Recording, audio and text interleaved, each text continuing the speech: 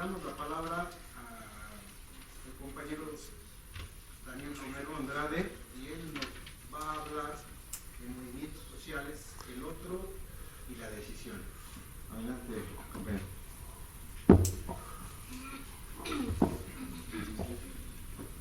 Bueno, básicamente yo les voy a leer un pequeño ensayo teórico que realicé con el propósito de esta mesa.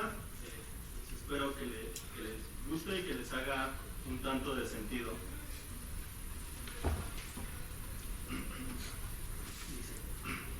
En medio de tiempos caóticos, donde la crisis de sentido atraviesa nuestras conciencias, los humanos tenemos la tendencia de permanecer unidos, juntos momentáneamente, pese a vivir separados la mayoría de las veces. Parece ser que en el calor de un evento social, como lo es una manifestación, logramos comenzar a configurar formas distintas de pensar y, por lo tanto, la realidad adquiere un sentido diferente. Los teóricos de las masas creen que esto sucede debido a que, en el momento en el que se gesta una multitud, existe una afectividad colectiva, que de ser consolidada con la forma de una sociedad establecida, logra volver a su moral el punto donde reside el sentido de todos aquellos que son partícipes de ella. Esto parece responder a que en el momento que se origina toda sociedad, las personas se encuentran sinceramente en comunión. Es decir, son capaces de considerar al otro como alguien tan valioso como ellas mismas. Logran acuerdos que no pertenecen a un único lado de la interacción, como sucede generalmente entre los individuos. Se logra por definición algo diferente, un evento social. Por desgracia, la fuerza de estos eventos es poco duradera. La sociedad mantiene una moral definida que le da su forma y le permite seguir existiendo, reproduciéndose a sí misma constantemente y chocando con aquellos individuos que se encuentran en contacto con ella.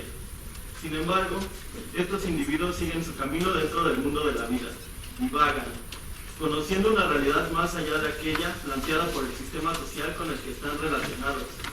Llega a pasar que en determinados momentos estos cambios en la moral de los individuos son radicalmente opuestos al orden establecido, volviendo insoportable la convivencia de ambas entidades.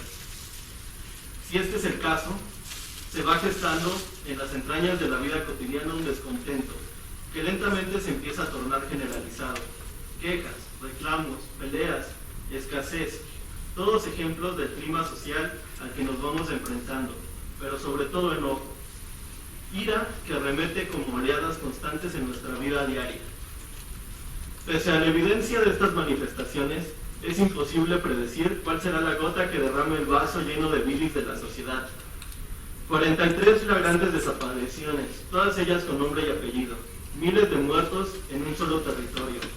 El cruento clima de intolerancia y represión, la injusticia política, o quizá solamente el hambre, inducida por la pobreza extrema dentro de un país lleno de recursos. Sin importar cuál sea el evento que desencadene la manifestación, esta arremeterá, alzará su voz de manera lobuna, aullando incontables veces para lograr ser escuchada, sumando personas que coyunturalmente se encuentran presas de la misma inconformidad, gente que fluye por las calles, venas abiertas de una sociedad, para chocarle frente con las instituciones encargadas de asegurarse que la moral establecida sea la que prevalezca. El grito viene primero porque es indicador furioso del cambio. Es el paso de la pasividad a la acción en donde surge la protesta. Sin embargo, no lo es todo, porque este estallido solo puede ser momentáneo. Para lograr continuar la movilización y la protesta, se necesita transformarla en una sociedad, o planteándolo de forma más sencilla, en una estructura, que también sea capaz de reproducirse a sí misma. Es solamente lógico pensar que para poder cambiar una sociedad se necesita establecer una diferente que la sustituya. Aún así, diferente no es sinónimo de mejor, así como tampoco lo es de algo peor. Cuando se pone esto en la línea frontal del pensamiento, no parece tan sencillo hablar de cambio. Es fácil conocer las cosas que causan inconformidad y disgusto. Esto es porque hay muchas que pueden llegar a hacerlo, la verdad todas. Pero las cosas con las que nos sentimos comprometidos, por lo menos lo suficiente como para edificarlas en la base de una sociedad emergente, son más difíciles de encontrar. Es necesario llegar a ideas simples, pero que a su vez sean el reflejo de un modelo distinto de justicia. Pero ¿cómo es posible llegar a estas ideas sin volver a crear un sistema como el que se pretende abolir? ¿En dónde radica el problema de nuestra sociedad? La respuesta a esta última pregunta nos abrirá el camino para ir respondiendo la primera. En un sentido estricto, la sociedad no es la que tiene un problema. Es en la relación que existe con los humanos, partícipes de ella, que se encuentran dificultades en la forma que tienen las cosas. Es natural cuestionarse, ¿cómo es posible que la sociedad no sea la del problema? Pero la realidad es que ella como entidad solo tiene el propósito de preservarse. Esto lo logra reproduciendo su forma a través de sus instituciones y por el medio de la comunicación. Desde pequeños los humanos aprendemos esta forma social y nos volvemos reproductores de ella.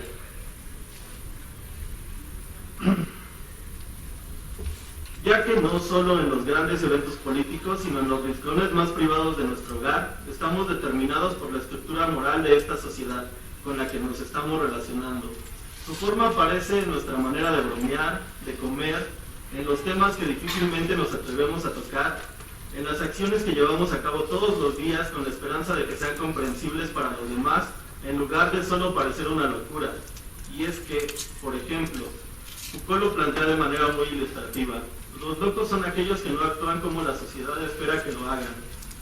Pueden estar enfermos, ciertamente, pero no es su enfermedad lo que los margina. Es su incapacidad de alienarse a la expectativa lo que acaba por recluirlos en instituciones que en el momento que fueron planteadas se encontraban bastante lejos de la ciudad. Dejando de lado a Foucault y poniéndolo más en el contexto mexicano, la corrupción puede dolernos cuando es ejercida por nuestras autoridades, pero queda demostrada como parte de la moral de nuestra sociedad porque aparece en todos los niveles, desde la ya bien conocida mordida hasta la más infame trampa en un examen o un trabajo. Por desgracia, ni siquiera nuestros alumnos universitarios están exentos de estas actividades, que al ser repetidas consiguen perpetuar esa estructura moral. Lo peor es que ante estas situaciones nadie se queja de la impunidad. Es solo un ejemplo, tal vez uno que nos impacta, pero no el único. Nuevamente, la sociedad no es la del problema. Ella cumple como estructura permitiendo esquemas de convivencia. Los del problema son los humanos que se relacionan con ella, que piensan que la forma en que se da esta convivencia está errada, o simplemente es posible mejorarla. Y entonces cuando se dan cuenta de que la desigualdad de la que ellos son partícipes, de que existen autoridades que son insensibles a los problemas de la gente, de que los recursos naturales están siendo agotados por la ambición de un puñado de gente, entonces dejan de estar conformes con el orden que se les presenta como vida cotidiana. Entonces surge la protesta y la gente alza la voz, buscando cambiar autoridades, abogar por la igualdad o respetar nuestros recursos naturales.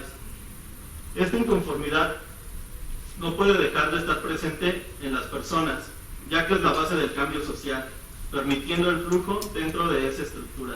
De hecho, es la comunidad universitaria, el sector de la sociedad que presumiblemente se encuentra mayormente reflexionando de manera directa sobre ella. Por lo que no resulta sorprendente que sea la primera en manifestarse, aunque esto no debería limitarse a los momentos coyunturales, ya que si se pretende que su opinión sea tomada en cuenta, es necesario establecer una estructura de protesta, que permanezca más allá de este momento inicial de la manifestación.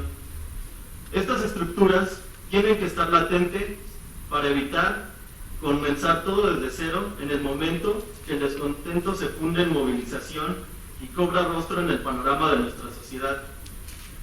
Esta estructura ya cimentada a la larga será clave para evitar la extinción de movimientos cuya fugacidad no les otorga el tiempo suficiente para ser consolidados. Debe de quedar claro que no es imperativo buscar el cambio social en todo momento, es ilógico hacerlo, ya que se necesita de una sociedad establecida para vivir como humanidad. El sentido se encuentra determinado por esta sociedad. Sin embargo, tampoco es posible estancarse en una moral única, que a manera de monolito sea la imagen del bien, de la verdad, la justicia y el progreso. Ya dejamos muy atrás el tiempo de estos absolutos, por lo que no existe más para nosotros una forma única de ser en este mundo. Hoy en día hay pluralidad, lo que hace más difícil la toma de decisiones, ya que si existen tantas formas, cabe preguntarse, ¿Desde dónde tendríamos que plantarnos para tomar una decisión sobre nuestras vidas? No hay una forma clara de contestar esta pregunta, porque es un cuestionamiento ético de fondo. La respuesta, si nos basamos en el modelo de pensamiento que estableció la modernidad, el que todavía nos afecta, por cierto, es individual y debe ser contestada por un sujeto particular, capaz de definir sobre cómo relacionarse con todo lo que está fuera de él, cómo actuar con los objetos de la realidad. Sin embargo, como estos objetos adquieren sentido por medio del sujeto que es capaz de conocerlos, entonces están encadenados a su voluntad para adquirir un carácter dentro de la existencia, donde desde esta perspectiva el sujeto que conoce está ahí para hacerle el favor al mundo de conocerlo, y ya que el mundo carece de voluntad, puede usarlo de la manera que guste. La identidad de este sujeto se encuentra en unidad consigo mismo. Depende solamente de él aquello que conoce, incluyéndose a sí mismo. Esto le da la posibilidad de pensarse como una entidad privada, cuya identidad es independiente del mundo en el que habita. Muchas ideas y formas de vida se desprenden de esta forma de pensar al mundo. Algunas han dado grandes logros tecnológicos al ser humano, otras sin embargo lo han hecho egoísta, incapaz de considerar a este mundo al momento de tomar decisiones en él. Es necesario aclarar que no debemos acotar al mundo como naturaleza o medio ambiente. El mundo hace referencia a todo aquello fuera de uno mismo, en un sentido estricto a la otredad.